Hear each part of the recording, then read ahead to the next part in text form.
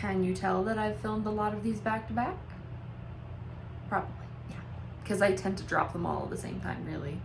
Okay, so today we have a very secret society of irregular witches, which, oh my gosh, these long titles are gonna kill me. I like long titles, but at the same time I don't like saying them. So we're just gonna call this Irregular Witches because that's a lot easier. If you're new here, I'm Nicole. I like to review the adult content in books as I read them because no one else really does, and it makes me sad because I like to know what I'm getting into when I read a book. So as usual, I'm just gonna give you the adult content up front so that way you can, get a feel for what this book is. If you want to listen to what I have to say afterwards and some more of my thoughts, that's great. If not, I get it. So anyways, here's the adult content in this book.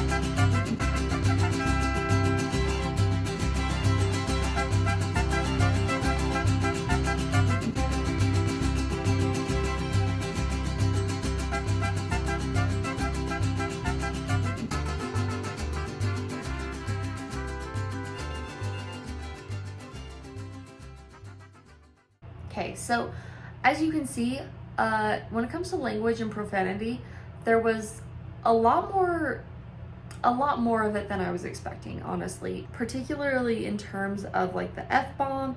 And then also, I know some people wouldn't count like Jesus Christ, or Christ as like swear words, but I know a lot of people who would count them as swearing. So we're just gonna keep those in there. And I was surprised by how many times they were used. You know what I mean? It was kind of like, okay. So as far as swearing goes, like, because this is cozy fantasy, I don't know why, but I was expecting less swearing.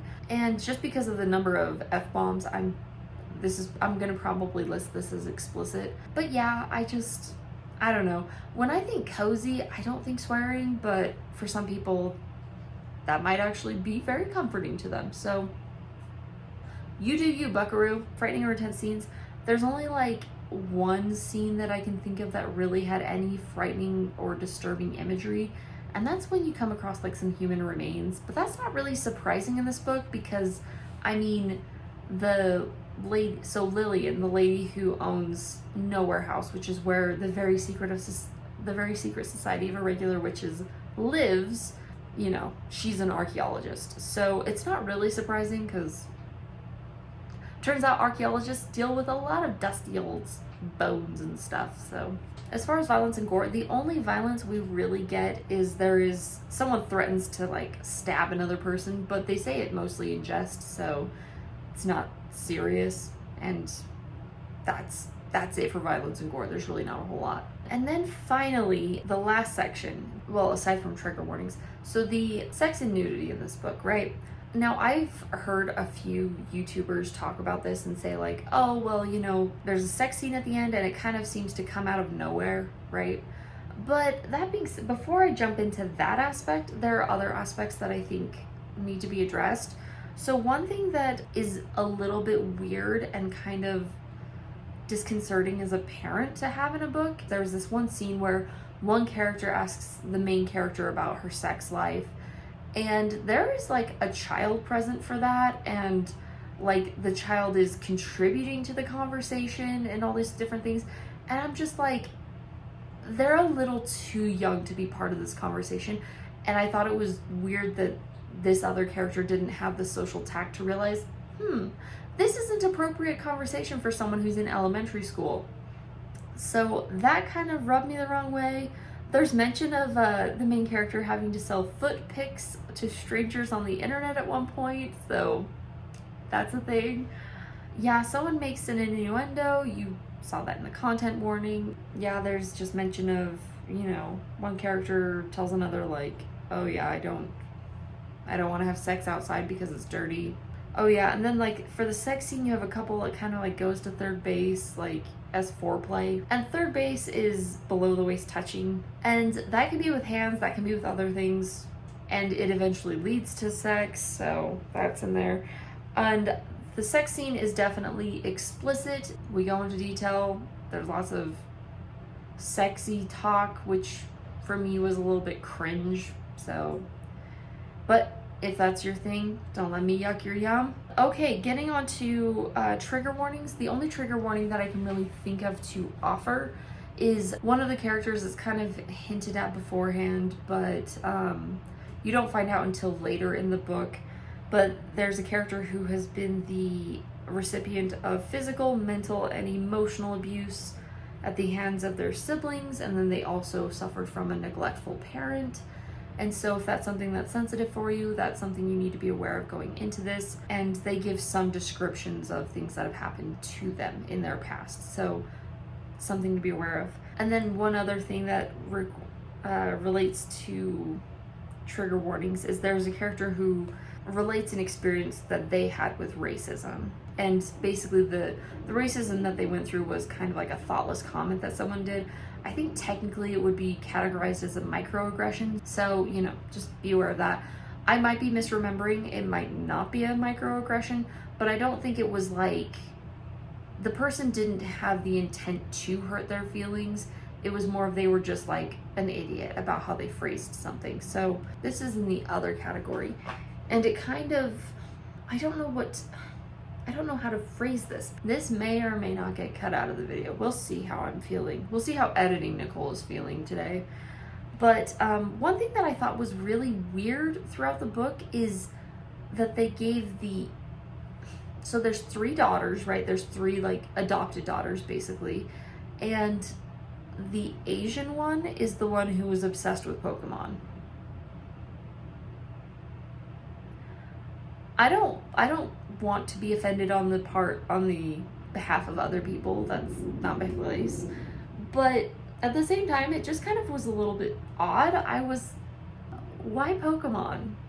I feel like it would have made more sense to be like, okay, maybe two of the girls really love Pokemon, so it's something they have in common. Like, but it's just the fact that it was just the Asian one, and then the Asian one was the one who wanted to grow up to be a Pokemon trainer was kind of like,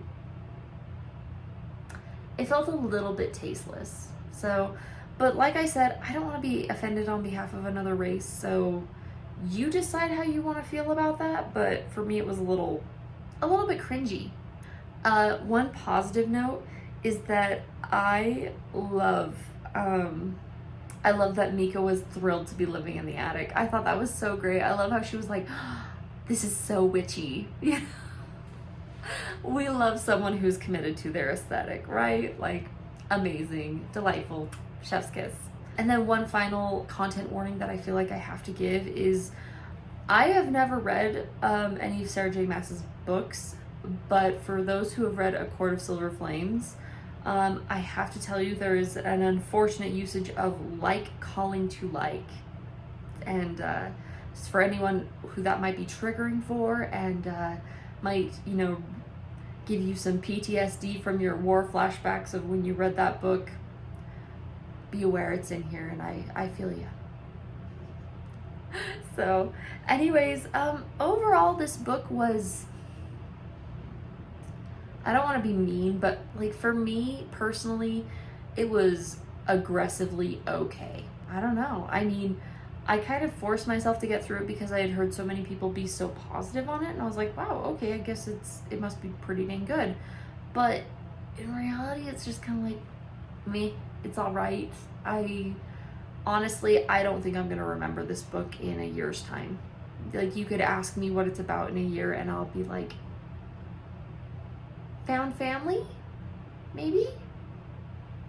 Basically. I mean, I would probably guess things that you could guess just by hearing the summary of the book. So, anyways. But that being said, just because I didn't like it or it wasn't really my cup of tea doesn't mean that it won't be yours. And if this book sounds interesting to you, I hope you pick it up and I hope you enjoy it. But whatever you're reading, happy reading.